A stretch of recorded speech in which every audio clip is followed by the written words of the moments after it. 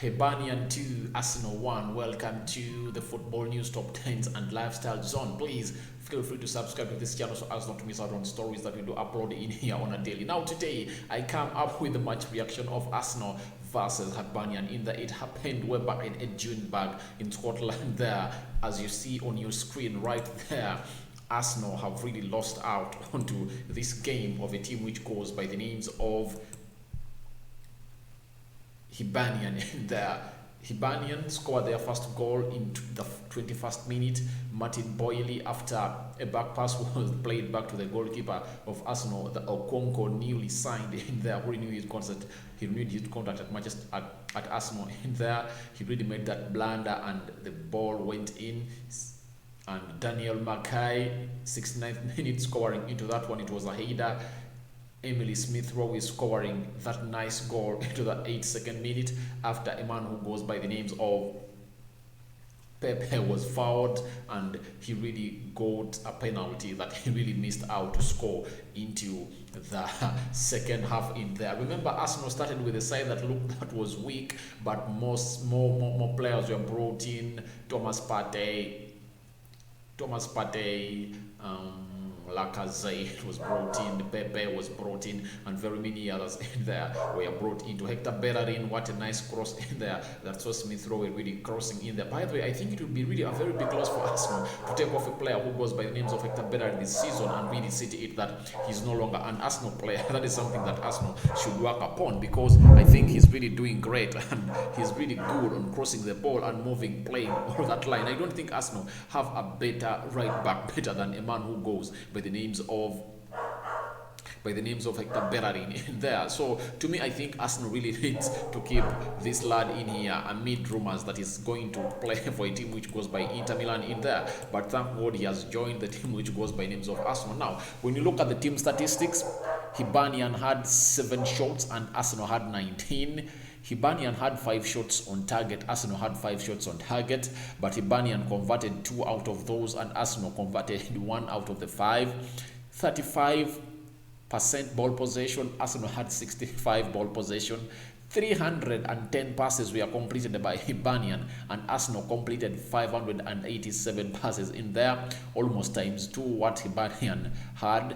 80% passing accuracy, that goes to Hibernian, and Arsenal had 89% passing accuracy. 15 fouls for Hibernian, 9 fouls for Arsenal, 1 yellow card for Hibernian, 0 yellow cards for Arsenal, 0 red cards for both sides, 2 offsides for Hibernian and 1 offside for Arsenal, 4 corners for Hibernian and 7 corners for a team which goes by the names of Arsenal, showing you that Arsenal really was all over the attack in there, and all in all, it ended like that, 2-1 in favor of Hibernian.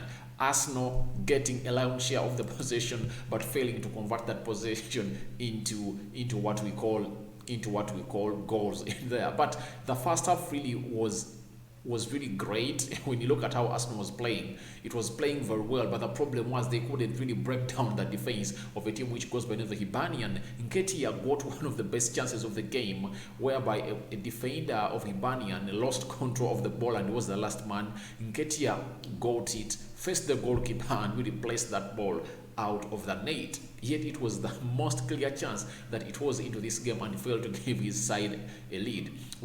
I've seen players like Rex Nelson, he has had a very brilliant game to the first half. I liked his runs off the ball. Each and every time he got the ball, he committed himself and threw himself to these defenders, taking the ball to them, and he really caused some havoc. There is a shot that he had on target that I really felt that was really on point. And when you look at Kolasinac, played very well. I thought, now this is the Kolasinac, the way he played today, I think it creates dilemma in Arsenal because they're having 3 left backs. They're having Kian Tierney, they're having Nuno Tavares, the new arrival, and the player who goes by the names of Kolasinac in there. I don't know, the stories that are really coming out are showing that Kolasinac is out of the pecking order of a manager who goes by the names of Arteta, but he has put him onto the team. He has put him onto the team that is traveling with Arsenal into the preseason. What does that mean? It means the coach really has big plans for him, and he really thinks he's still going to be a very crucial player into the season. Because when you look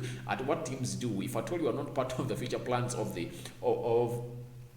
of the manager. The manager does two things. One, he either leaves you, he does not take you with the team to the preseason, or when he takes you, you are not part of the. You keep training with the team, but you don't appear onto the team sheet. Even you remember when Ole Gunnar Solskjaer became the United manager, the first preseason, Alex Sanchez and the player who goes by names of Lukaku were part of the team in the preseason training, but they never even made it to the team sheet. We only saw them seated into the stands in there as United took on, because they were not into the plans of the manager. They really wanted, and he made it clear that I don't want them at Manchester United because they don't fit the system that I'm going to play. So where does this leave the situation of Kolasinac, Nuno Tavares, the new arrival, and Kieran Tierney, because we all know that the first choice left back of Arsenal is Kieran Tierney, and Kolasinac has fell out of the picking order. But Kolasinac is with Arsenal, and today he has started. So we wait and see the next game that Arsenal is playing against Rangers. I think close to, is it 17th in there? That is the next game that Arsenal is playing. They are playing Rangers in there. So I'm asking myself, what is he going to do? Because having 3 left fullbacks, yet you are going to submit only 25 players, the 25-man squad in there. You cannot submit a squad of 25 players when you have 3 centre backs in there. But that situation has been analysed like that. When you look at how the goalkeeping situation, Okonkwo looks to be a very good goalkeeper, but because it was his first senior debut for Arsenal in there, and this team they were playing had already played 3 matches in there, so they looked much fitter than Arsenal players, because Arsenal players had trained for just 2 or 1 week in there. So I think their match fitness was really down, and even their fitness in their entire body was really down, and I think they're just getting from the holiday. I think they really need to get some playing time. So this other week they're going to spend in Scotland as they really wait to play Steven Gerrard's team, which goes by names of Rangers, the champions of Scotland in there. We really keep them into shape, and we really help them to see to it that they match the fitness levels of Rangers, because Arsenal really looked like they are missing out on a lot of fitness in there, because Okonkwo made a very bad mistake. But I really, before I blame him, it's very bad for a central defender to get back a back pass to a goalkeeper when it's really a dropping ball. It's bad. It's bad because the ball was dropping. So, and this striker of a team which goes by the names of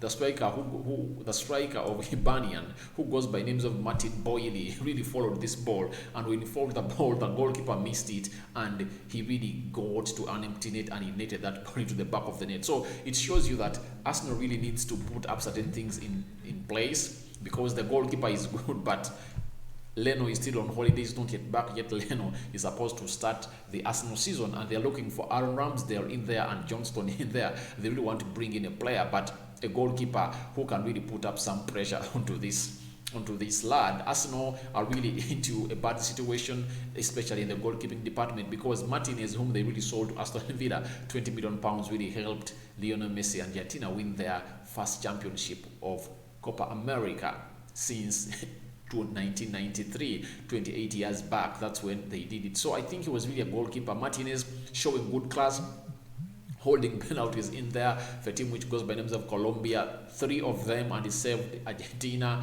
from really getting an embarrassment, and he led them to the final in there. So to me, I really think Arsenal is really into a situation that they should get a goalkeeper. They should get Ben White to partner with either.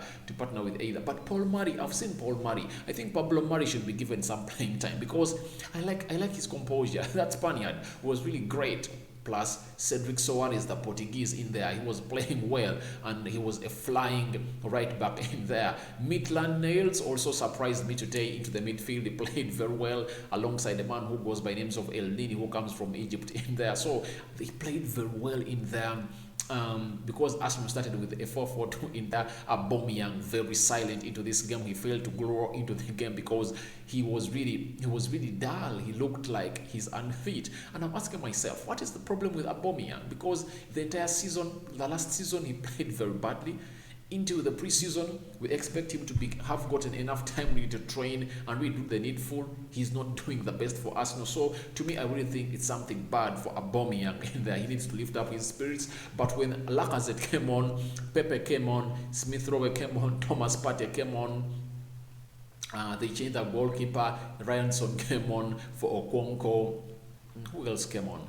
They brought in very many players in there, but when they brought on all those players, Arsenal really attacked a team which goes by the names of Arsenal brought on Hector Bellerin, Thomas Partey, Alexander Lacazette, Nicolas Pepe, Folarian Balogun, Omar Rakitic, Smith Rowe. Those are the notables that I really saw, but they almost changed the entire team that played the first half against Hibernian. But each and every team that he changed conceded one goal. So it shows you that each and every team, there is still a problem in Arsenal's defending in there. But all I can tell you is that he's really looking forward to get Ben White and join the squad, such that when he starts off the season with a team which goes by names of Brentford in there, Arsenal will go ahead to play a team which goes by names of Chelsea in there.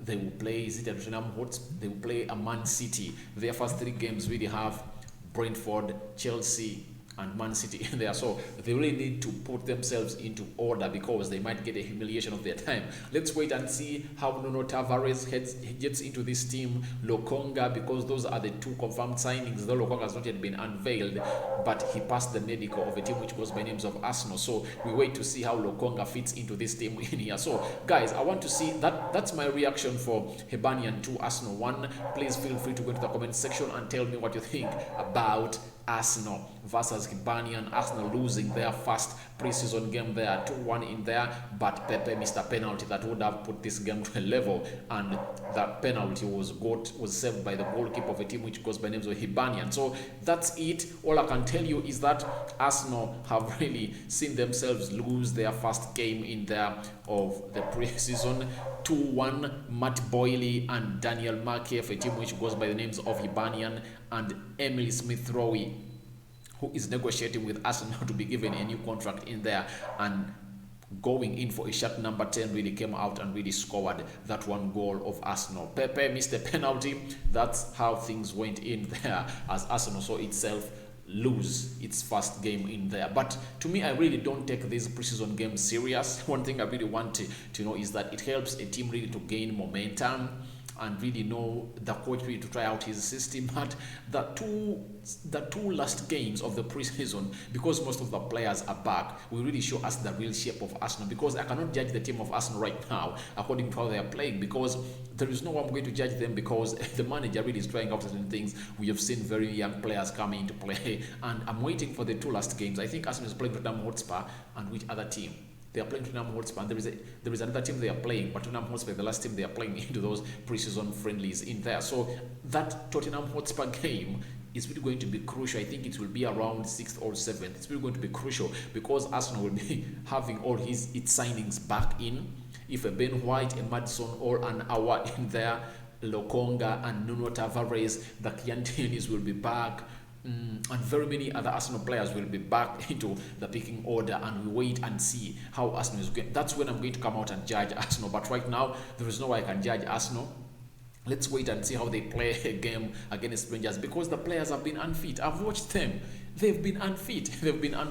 And the team they've been playing had already played 3 games. 3 games for a team like Hibernian in there shows that these players are really much fit, and they are ready for their season in there to start in Scotland. So it puts Arsenal into a very trying moment, and we wait to see how Steven Gerrard's side is really going to take on Arsenal. And I think, is it 5 days from now? That's when it's happening next. So we wait and see what comes out of that. I'm out for now. See you later. Subscribe to this channel so as not to miss out on the stories that we do uploading on a daily. This is RD, guys. I'm out for now. See you later.